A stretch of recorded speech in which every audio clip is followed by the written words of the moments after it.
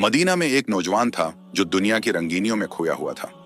रमजान आ चुका था, मगर वो अपनी पुरानी जिंदगी में मगन था। एक दिन वो मस्जिद नबवी के करीब से गुजरा और देखा कि लोग रो रो कर दुआ मांग रहे हैं, कुरान की तिलावत हो रही है और हर तरफ अल्लाह की रहमत के आसार नुमायां थे। वो मस्जिद के दरवाजे पर रुक गया और सोचने लगा, क्या वाकई अल्लाह मुझ जैसे गुनाहगार को मुआफ कर सकता है?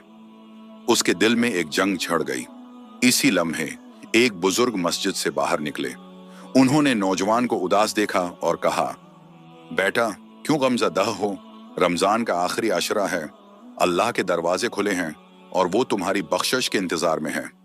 नौजवान की आंखों में आंसू आ गए।